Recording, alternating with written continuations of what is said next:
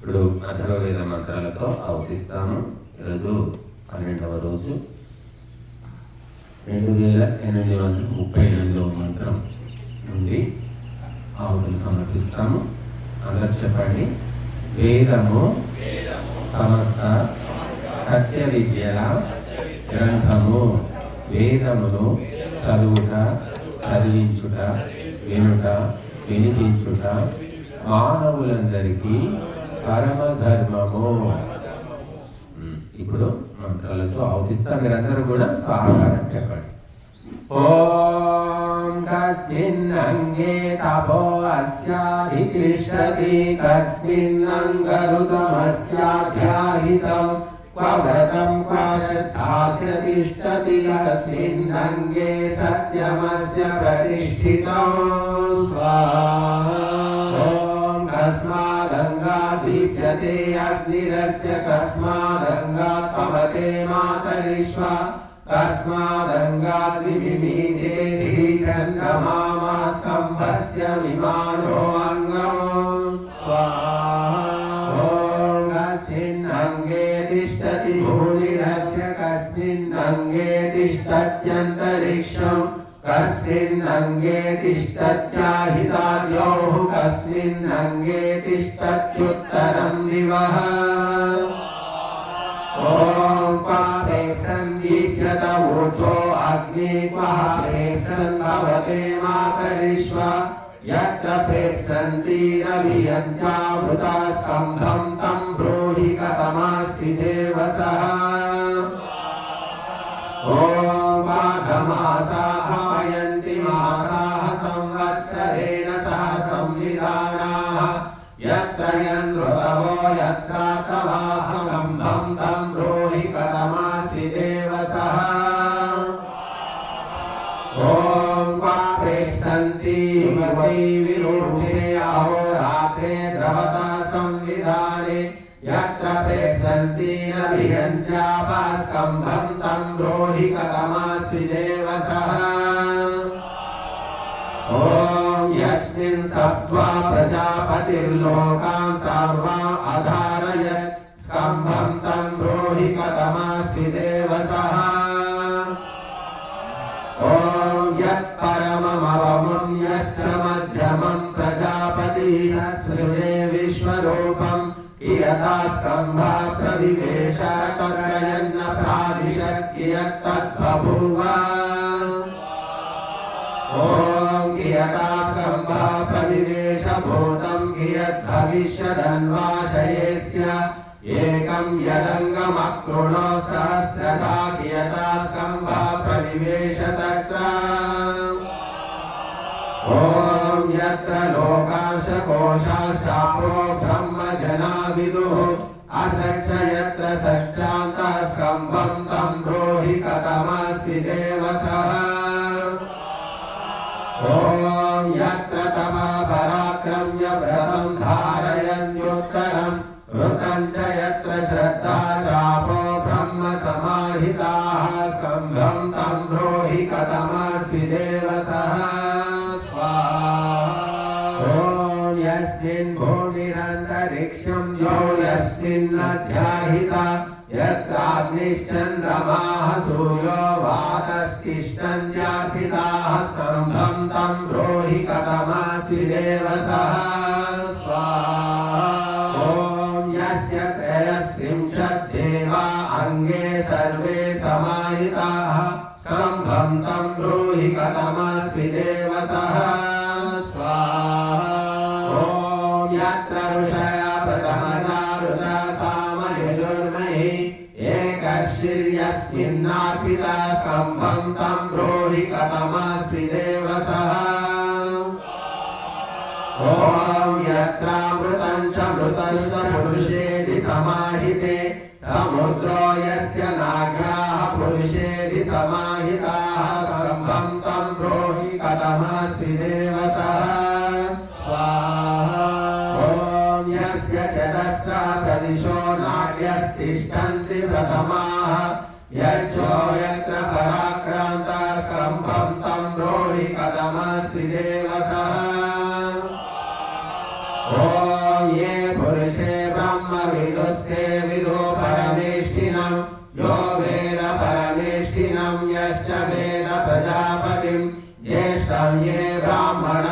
मातुस्ते स्कम्भमनुसंविदुः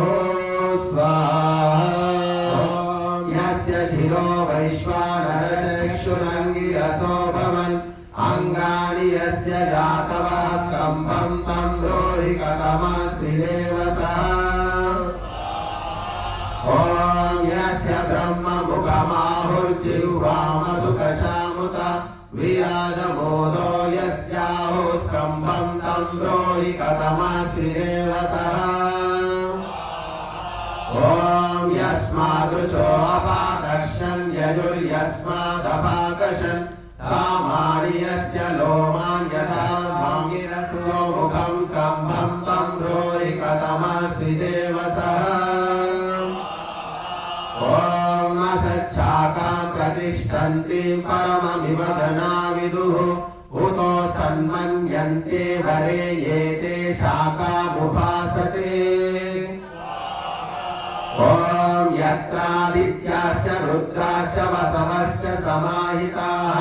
भूतं च यत्र भव्यं च सर्वे लोकाः प्रतिष्ठिताः स्कम्भं तं ब्रूहि कथमस्मिदेव सः ॐ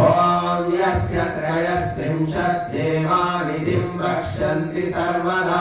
निधिं तमद्यको वेदयं देवा अभिरक्षतः ॐ यत्र देवा ब्रह्मविदो ब्रह्मज्येष्ठमुपासते यो वैतां विद्यात् प्रत्यक्षं य ब्रह्मा वेदिता स्यात् ॐ बृहन्तो नाम ते देवा ये सदा परिजज्जिरे एकं तदङ्गं स्कम्भस्यास्य राहो परो जनाः ॐ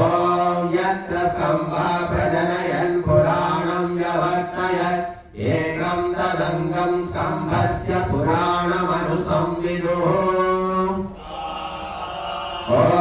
यस्य त्रयस्त्रिंशत् देवा अङ्गे गात्राभिवेजिरे तान् पैत्रयस्त्रिंशत् देवानेके ब्रह्मविदो विदुः ॐ हिरण्यगर्भं परममनत्युदुग्धं जना विदुः स्कम्भस्तदग्रे प्रासिञ्चिद्धिरण्यं लोके अन्तरा ॐ स्कम्भो लोकाः स्कम्भो तपः स्कम्भोद्यतममाहितं स्कम्भत्वा वेद प्रत्यक्षमिन्द्रे सर्वं समाहितम् ॐ इन्द्रे लोका इन्द्रे तप इन्द्रेद्यतमाहितम् इन्द्रं त्वा वेद प्रत्यक्षं स्कम्भो सर्वं प्रतिष्ठितम् ॐ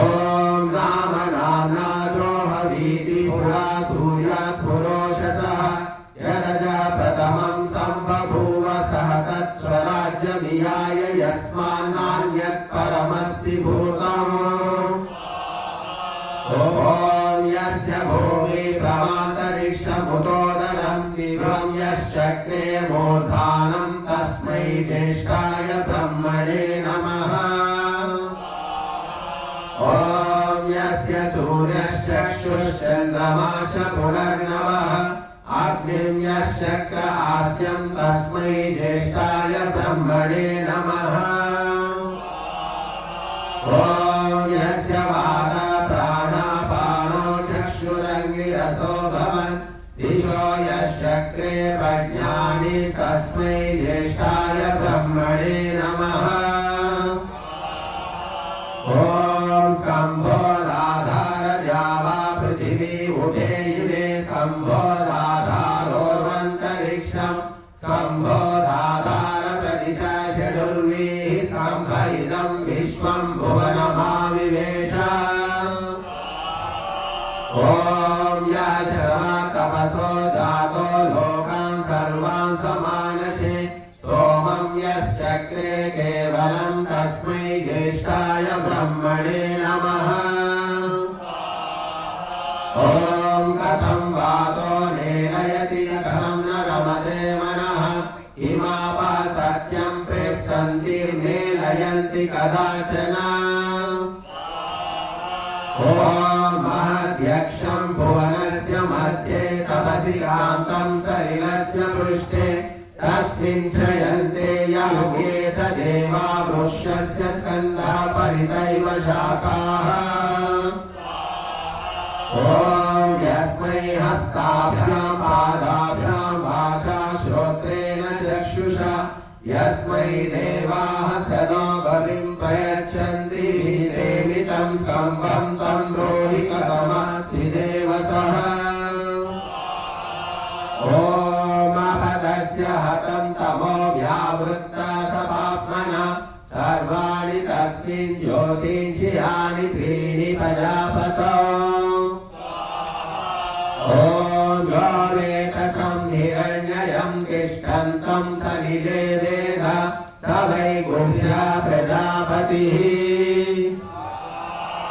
ॐ तन्त्रमेके युवती विरूपे अभ्याक्रामं वयता षण्मयोगं राण्या तनुशिरसे धत्ते अन्यानापभुञ्जातेन गमातो अन्तम् ॐ तयोरहं परिनृत्यन्त्योरिव न विजानामि यतरा परस्तात् पुमानेन त्वयत्युङ्गृणत्ति पुमानेन द्विजभारादिनाके ॐ इमे मयोघा उपतस्तभुर्दिवं सामानि चक्रुस्तसराणि वातवे ॐ यो भूतं च भव्यं च सर्वं यश्चाधितिष्ठति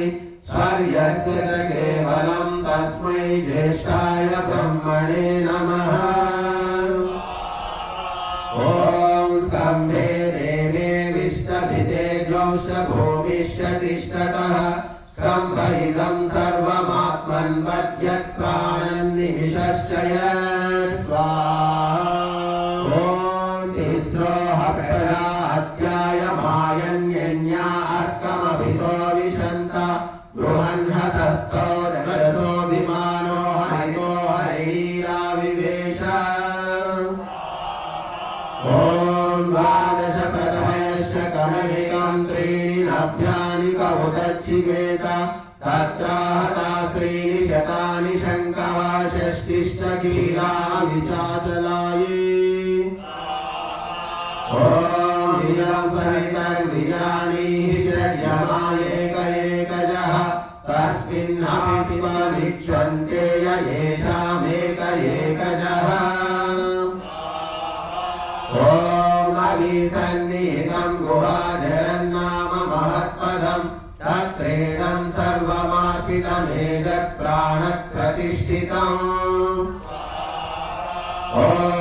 एकचक्रं वर्तत एकनेमि सहस्राक्षरं प्रपुरोनिकश्च अर्धेन विश्वं भुवनं जजान यदस्यार्थं क्वदद्बभूव ॐ पञ्चबाही वहत्यग्रमेषां पृष्ठयो युक्तानुसंहयन्ति आयातमस्य ददृशेन यातं परं निवेयो वरं दवीयः ॐ तिर्यग्विलश्चमसमोद्भवद्वस्तस्मिन् यशोनीतं विश्वरूपं तदा स तरुषया सप्तसाकं ये अस्य गोपा महतो बभूवुः ॐ या पुरस्ताद्युज्यते या च पश्चाद्या विश्वतो युज्यते या च रस्वतः यया यज्ञा प्रान्तायते तां त्वा पृच्छामि कथमास्मृतां स्वाहा ॐ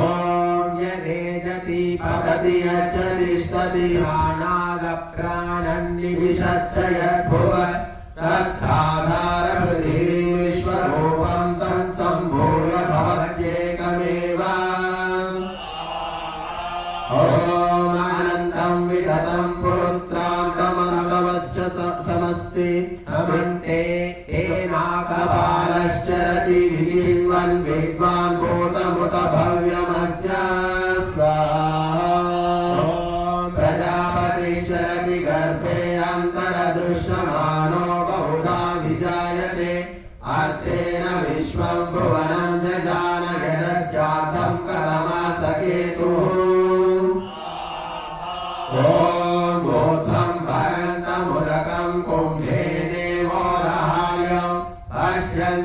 सर्वे चक्षुषा न सर्वे मनसा विदुः स्वाहा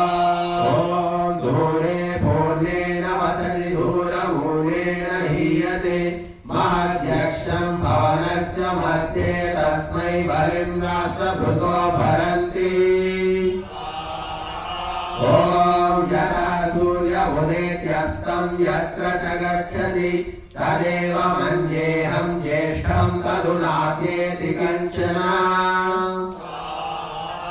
ॐ ये अर्वामद्य उत वा पुराणं वेदं विद्वांसमभितो वदन्ति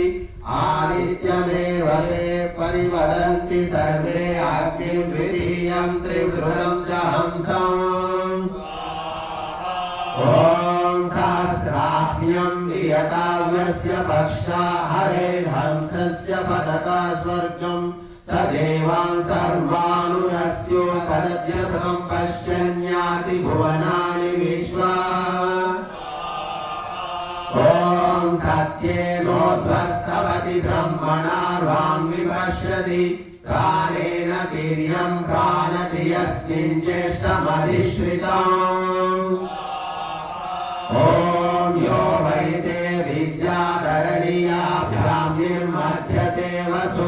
स विद्वान् ज्येष्ठमन्येत स विद्वान् ब्राह्मणं महः स्वाहा ॐ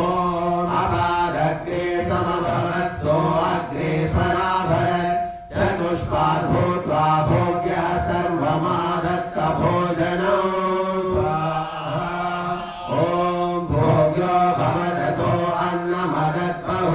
यो देवमुत्तरावन्तमुपासाते सनातनं स्वाहा ॐ सनातनमेनमाहुर्गदाद्यस्यात् पुनर्नवः अहोरात्रे प्रजायते अन्यो अन्यस्य रूपयोः स्वाहा ॐ शतं सहस्रमयुतं यद्बुधमसङ्ख्येयं स्वमस्मिन् निविष्टम् तदस्य घ्रन्त्यभिपश्यत एव तस्मात् देवो रोचत एष एतत् ॐ बालादेकमणीयस्कमुदैकं नेव दृश्यते ततः परिष्वजीयसी देवता सा मम प्रिया ॐ इयं कल्याण्यजरामर्त्यस्यामृता गृहे यस्मै कृताशये सयश्चकार जजारसः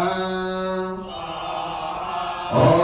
त्वं स्त्रीत्वं पुमानसि त्वं कुमार उत वा कुमारी त्वं जीर्णो दण्डेन वञ्चसि त्वं जातो भवसि विश्वतो मुखः ॐ मुदैषां पितो तवा पुत्र येषामुदैषां ज्येष्ठ उत वा कनिष्ठः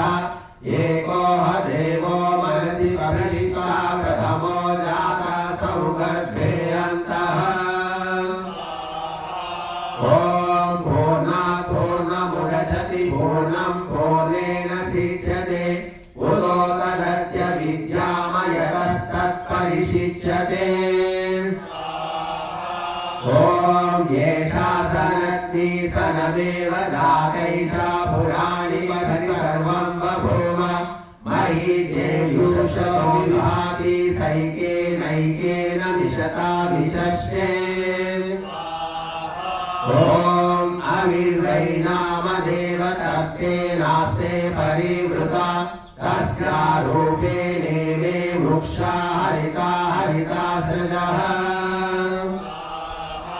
ॐ अन्ति सन्तं न जहात्यन्ति सन्तं न पश्यति देवस्य पश्य काव्यं न ममार न जीर्यति स्वाहा ॐ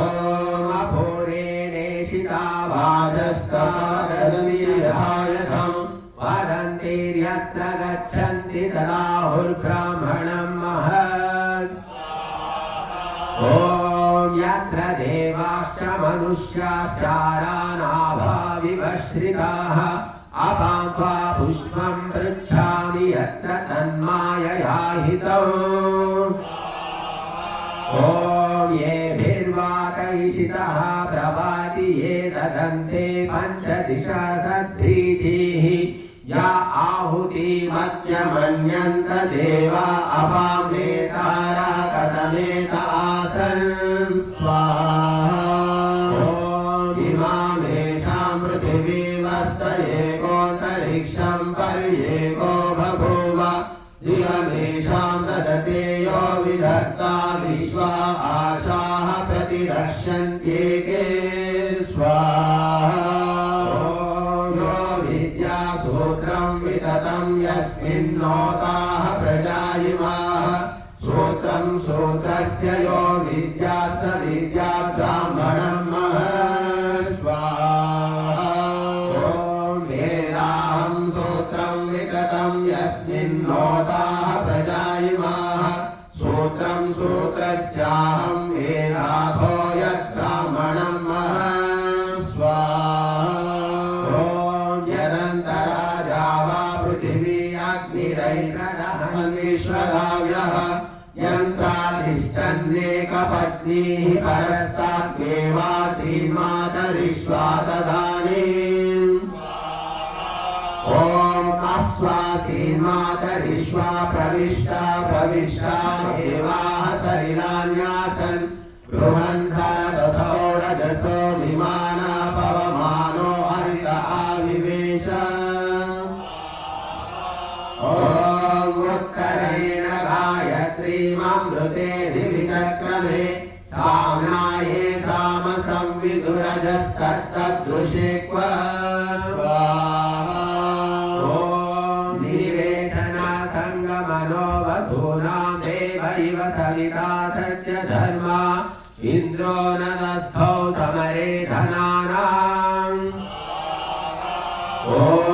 पुण्डरीकं नवद्वारं त्रिभिर्गुणेभिरावृतं तस्मिन् यद्यक्षमात्मन्वत्तद्वै ब्रह्मविदो विदुः स्वाहा ॐ अकामो धीरो अमृता स्वयंभो रसेन तृप्तो न कृतश्च नो नः तमेव विद्वान् न विभाय मृत्योरात्मानं धीरमजयं युवानं स्वाहा ॐ अगायतामपि नह्यमुखानि सपत्नेषु वज्रमर्पयैतम् इन्द्रेण दत्ता प्रथमा शतोदना भ्रातृवग्नीयजमानस्य घातुः ॐ वेदिष्टे चर्म भवतु बहिर्लोमानि यानि ते येषा त्वा रशनाग्रभिग्रावा त्वैषोऽधिनृत्यतो ॐ बालासे प्रोक्षणीः सन्तु जिह्वा सम्माष्टुग्ने शुद्धा त्वं यज्ञिया भूत्वा दिवं प्रेहि शतोदने ॐ यः शतोदनां भजति कामप्रेण सकल्पते प्रीता ह्यस्यर्पितः सर्वे यन्ति यथा यथम् ॐ सस्वर्गमारोहति यत्रादस्त्रिदिवं दिवः अभूतनाभिं कृत्वा यो ददाति शतोधनाम् ॐ ये ते देवि शमितारा पक्तारो ये च ते जनाः ते त्वा सर्वे गोप्स्यन्ति मय्यो भैषीः शतोदने ॐ समां लोकां सामामोति ये दिव्या ये च पार्थिवाः हिरण्यज्योतिषं कृत्वा यो ददाति शतोधनाम् ॐ वसवस्त्वा दक्षिणत उत्तरां मरुतस्व आदित्याः पश्चात् गोप्स्यन्ति साग्निष्टोममतिद्रव ॐ देवाः पितरो मनुष्या गन्धर्वाप्सरसर्षये ते त्वा सर्वे गोप्स्यन्ति सातिरात्रमतिद्रव ॐ अन्तरिक्षं दिवं भूमिमादित्यान् मरुतो दिशः लोकान् स सर्वान् आप्नोति यो ददाति शतोधनाम् ॐ घृता इदं प्रोक्षन्ति सुभगा देवी देवान् गमिष्यति भक्तारमध्ये माहिंसि दिवं प्रेहि शतोदने ॐ ये देवादिविशतो अन्तरिक्ष सदश्च ये चेमे भूम्यामधि तेभ्यस्त्वं दुक्ष्व सर्वदा क्षीरं सर्पिरतो मधु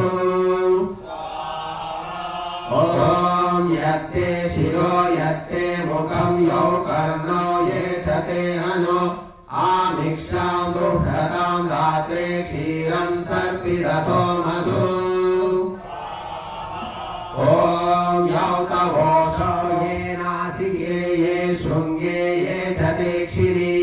आमिक्षां दुह्रतां रात्रे क्षीरं सर्पिरतो मधु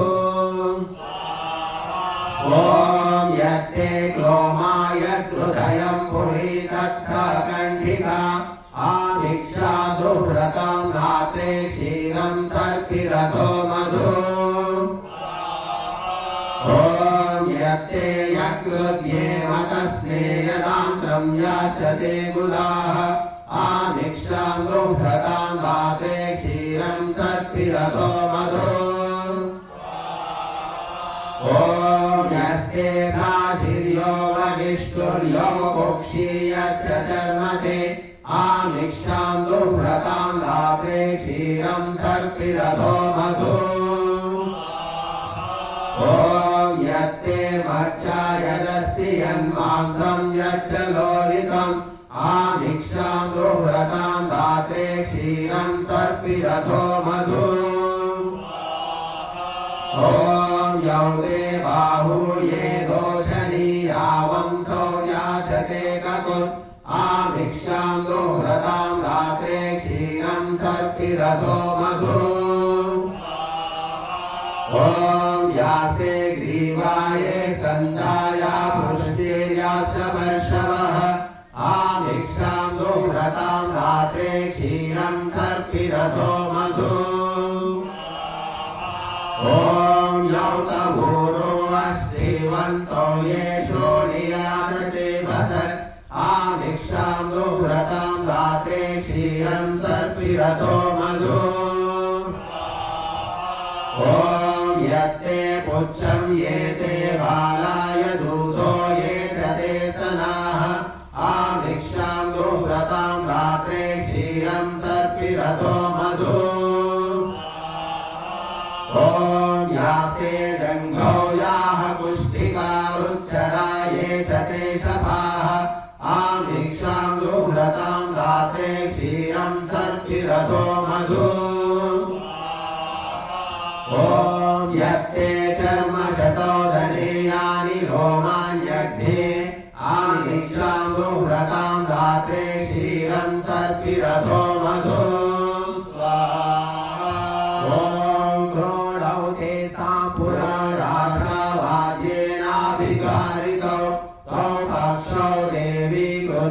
सा भक्तारं विवेवः ॐ मुलोकले मुसले यश्च चर्मणि यो वा शूर्पे तण्डुलाकनः यं वां वातो मातरिष्वा पवमानो ममाताग्निष्टद्धोता सुहृतं कृणोतु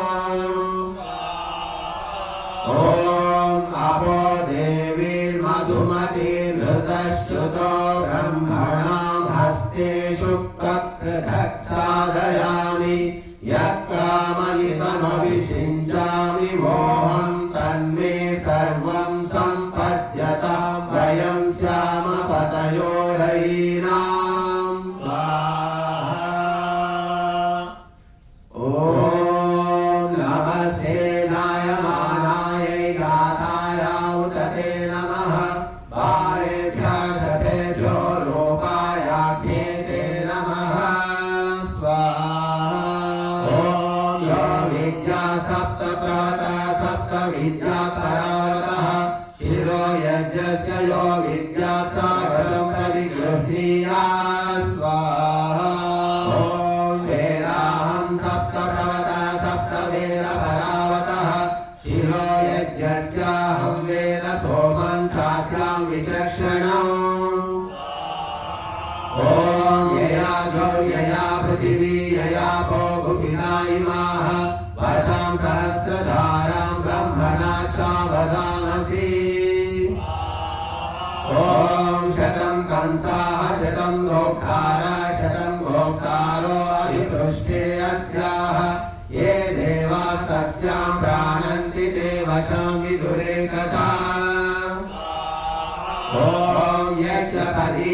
क्षीरा सदा प्राणा महीलुका वशा पर्जन्यपत्नी देवाप्येति ब्रह्मणा स्वाहा ॐ मरुत्वाग्नि प्राविशदनु सोमो वशे त्वा ऊर्ध्वस्ते भद्रजन्यो विद्युतस्ते सनावशे स्वाहा